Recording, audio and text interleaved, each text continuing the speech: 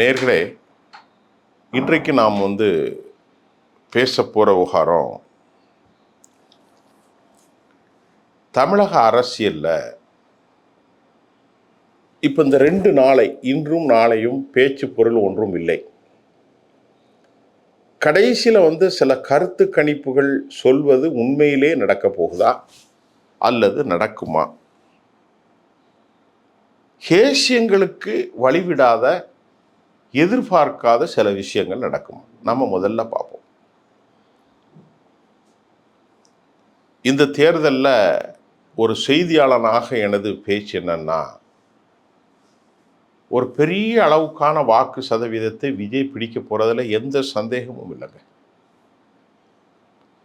குறைந்தபட்சம் 22%, அதிகபட்சம் 25%, மிக குறைவான சதவீதம் ஒரு 18க்கும் குறையாது அப்படின்னு தான் சொல்றாங்க. இது எந்த அடிப்படையில் அப்படிங்கிறது என்கிட்ட ஆதாரம் இல்லை அப்படின்னு கேட்டாலும், வரக்கூடிய தகவல்களில் இளைஞர்கள், யுவதிகள், இளஞ்சிகள், மத்தியதர வகுப்பு எல்லாமே மாற்றத்திற்கான ஒரு தலைவராக திரு விஜயை அவர்கள் தேர்ந்தெடுத்துக் கொள்கிறார்கள். அப்ப அந்த மாற்றம் எதற்கு உருவாச்சு அப்படின்னு பார்க்கும்போது, 50-60 ஆண்டுகளாக ஆட்சி செய்த திராவிட கட்சிகள் திமுக, அதிமுக மீது ஏற்பட்ட அந்த என்ன சொல்றது, வெறுப்பு அல்லது அலுப்பு அல்லது சலிப்பு அல்லது விரக்தி, பல காரணங்களை சொல்றான். அலுப்பு, சலிப்பு, வெறுப்பு, விரக்தி, 4 வார்த்தை சொல்லியிருக்கேன். அப்ப அவங்க ஏதாவது கமிட்டட் so many mistakes, நிறைய தவறுகளை செஞ்சிருக்கிறாங்க. தவறுகள் ஒன்று, ஆட்சியில் ஏற்பட்ட குளறுபடி, சட்டம் ஒழுங்கு, மக்கள் நலப்பணிகளில் ஏற்பட்ட தொய்வு, வாரிசு அரசியல், பூகம்ப ஊழல், மோசமான கட்டமைப்புகள், நீதியற்ற அடிப்படைத்துவமான மக்கள் விரோத நடவடிக்கை, இப்படி பல காரணங்களை சொல்லலாம். பொதுவாக ஆட்சியில் இருப்பவர்கள் எந்த உலகமாக இருந்தாலும் அந்த ஆட்சியில் இருப்பவர்களுக்கு மீதான ஒரு வெறுப்பு, ஒரு இன்கம்பன்ஸ் இருக்க தான் செய்யும். அது தமிழ்நாடு மட்டுமல்ல, உலக அளவிலே அது காணப்படுகிற ஒரு உண்மையின் குரல். இப்போ திராவிட முன்னேற்ற கழக அரசு, அதிமுகவின் அரசு தாண்டி திரு விஜய் அவர்களுக்கு வாக்களிப்பதற்கு அவரிடத்தில் இவர்கள் பெற்றது என்ன? திரு சீமான் அவர்கள் நிறைய பேசுறார். எல்லாருக்கும் மேலே இல்லை குறை, சீமானுக்கு மேலேயும் இருக்கிறது. அதிகம் போய் பேசுகிறார். அப்படியெல்லாம் விடுதலை புலிகள் விவகாரத்தில் நாமே அவர் மீது குறை சொல்லியிருக்கிறோம். ஆனால் ஒரு நாட்டை எப்படி மாற்றுவேன் என்கின்ற வலிமையான வாதத்தை அவர் வைப்பதில் தவறில்லை. தமிழர் நலனை பேசுகிறார், தமிழ் குடிகளின் வளர்ச்சியை பற்றி பேசுகிறார். தமிழ்நாட்டில் சிதைந்து போகிற பூரண குடிகளுடைய இறையாண்மை கொண்ட தேசத்தின் ஒரு தேசிய இனத்தினுடைய வலிமை, அதே சமயம் மற்ற மக்கள் வாழலாம், தொழில் செய்யலாம், ஆள்வது நாங்களுக்குன்னு பேசுகிறார். அப்போ அவருக்கு ஒரு குரல், அவருக்கு ஒரு சித்தாந்தம் இருக்கிறது. பனை தொழிலை பற்றி பேசுகிறார், விவசாயத்தை பற்றி சேர்க்கிறார், ஆடு மாடு கோழி வளர்ப்பை பற்றி பேசுகிறார். அப்போ வெளிப்படையாக கிராமங்களிலிருந்து, பட்டி தொட்டிலிருந்து அவர் வீட்டுக்குள் தூங்கவில்லை, எப்போதும் பேசி கொண்டிருக்கிறார். அப்போ அதில் அவர் கான்செப்டை தெளிவுபடுத்திட்டார். சில விஷயங்கள்ல அவர் தவறாக பேசியிருக்கலாம். எல்லாரும் தான் தவறாக பேசுவாங்க, அவர் மட்டும் இல்லையே, எல்லா தலைவர்களும் நல்லா பேசுவாங்க. சில விஷயங்கள் சொதப்பலாக இருக்கும், அதில் அவருக்கும் சில சொதப்பல்கள் உண்டு, அதை நாம் விட்டு விடுவோம்.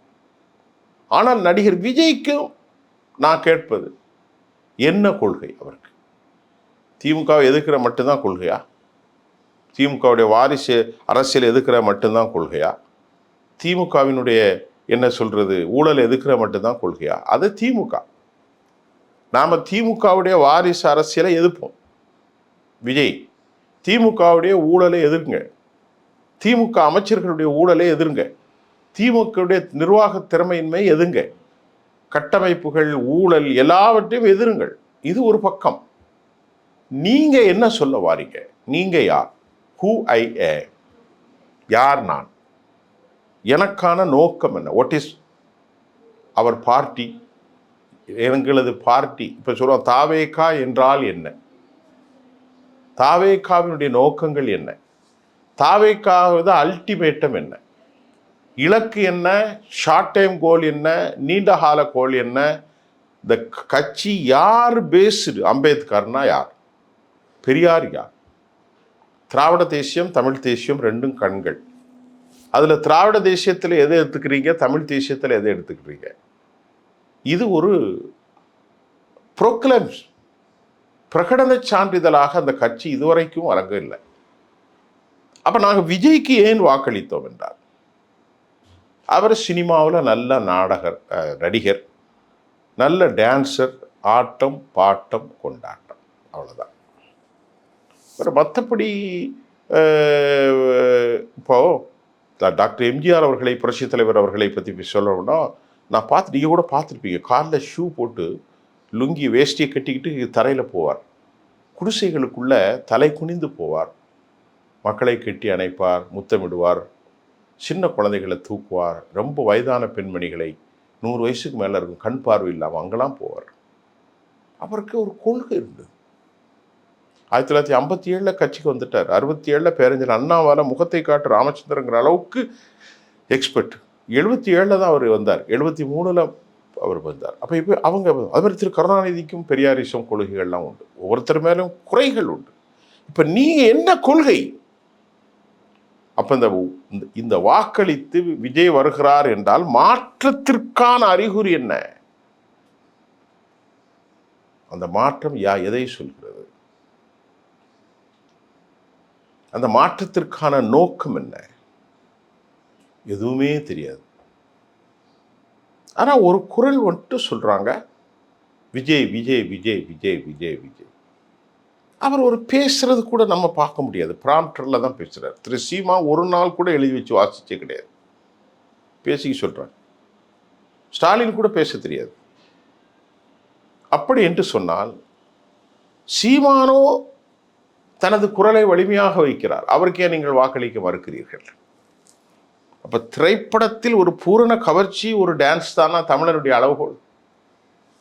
அவருக்கும் பேச தெரியாது.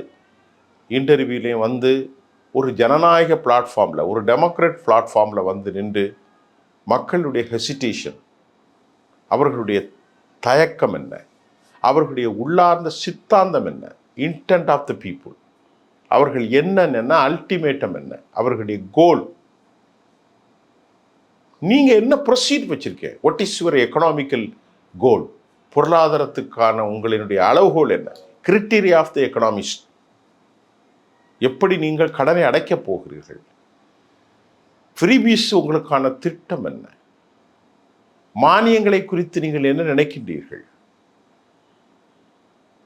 கட்டமைப்புகளை குறித்து என்ன நினைக்கிறீர்கள், கடும் போக்குவாதத்தை குறித்து என்ன நினைக்கின்றீர்கள், தலித்துகள் குறித்து என்ன பேச போகிறீர்கள், ஒடுக்கப்பட்ட தாழ்த்த மக்களுக்கு விடுதலைக்கான குரல் என்ன?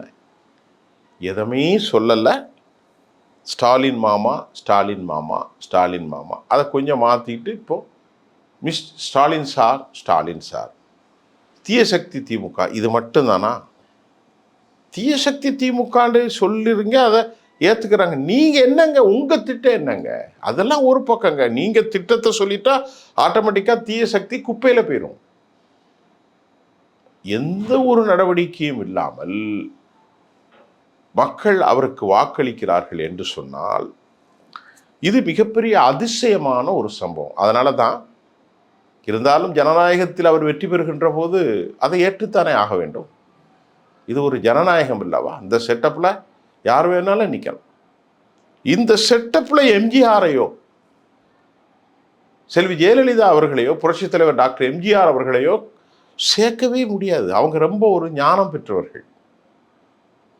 அவர்கள் திரைப்படத்துறை மட்டுமல்ல, அவர்களுடைய ஓவரால் பெர்செப்ஷன், அவர்களுடைய சிந்தனைகள், அவர்களாலுடைய அந்த என்ன செய்யறது, அந்த எண்ண ஓட்டங்கள் மிகச் சிறப்பாக இருந்தது. நீங்க நிரூபிக்கணும். நீங்க முதல்ல வெளியே வாங்க. அதனால் இன்னைக்கு ஒன்று தான் சொல்ல முடிஞ்சது. நான் மறுபடியும் சொல்கிறேன் சார், கடும் போட்டியில் விஜய்க்கு நிறைய வாக்கள் கிடைக்கும் சார். அதில் எந்த சந்தேகமும் இல்லை சார். அது 18 இருக்கலாம், 21 இருக்கலாம், 22 இருக்கலாம் சார், 25 கூட இருக்கலாம். ஆனால் எந்த ஒரு செயல்பாட்டிலும் எந்த ஒரு சொல்லும் இல்லாமல் மக்கள் அவருக்கு வாக்களிக்கிறார்கள்னா அவருடைய பிறப்பில் அவருக்கு கிடைச்ச அதிர்ஷ்டம் தான் இந்த உலகத்தில். மற்றபடி அவருடைய திறமையோ, அவருடைய சொல்லாற்றலோ, அவருடைய பேச்சாற்றலோ, அவருடைய எழுத்தாற்றலோ, அவர் கொள்கையோ எதுவுமே இல்லையே. பிரச்சாரத்துக்கு வர்றதில்லை, கிராமங்களுக்கு போகிறதில்லை, பத்திரிகையாளர்களை சந்திக்கிறதில்லை. படுகொலைகள் நடந்த 43 பேர் போனாங்க, அங்கேயும் போகலை, எங்கேயுமே போகலை. மதுரையில் இறந்தாங்க, விக்கிரவாண்டில் இறந்தாங்க, எதுவுமே போக மாட்டாங்க. செத்து போனவனா இவன் கூப்பிட்டு இங்கே வச்சு பணத்தை கொடுத்து அழுதாரு. அப்புறமா தண்ணீர் இல்லைன்னா ஸ்பாட்டுக்கு போகலை, அவங்கள கூப்பிட்டு வீட்டில் அரிசி கொடுத்து சட்டி கொடுத்தாரு. இப்படி ஒரு அரசியல் கட்சிக்கு தமிழ்நாட்டு மக்கள் வாக்களிக்கிறார்கள் என்று சொன்னால் உலக வரலாற்றில் ஒரு புதினம் என்பது தான் நான் சொல்வேன். அவருக்கு எதிரான கருத்துன்னு நீங்கள் நினச்சிடக்கூடாது. எல்லா அரசியல் கட்சிகளையும் போல அவர் ஒரு அரசியல் கட்சி தலைவர் தான். அவருக்கு எதிராகலாம் நான் பேச மாட்டேன். அவருக்கு அப்படி ஒரு பிராப்தத்தை இருக்கிறது, அவ்வளோதான். மீண்டும் அடுத்த செய்திகளில் சந்திக்கிறேன்.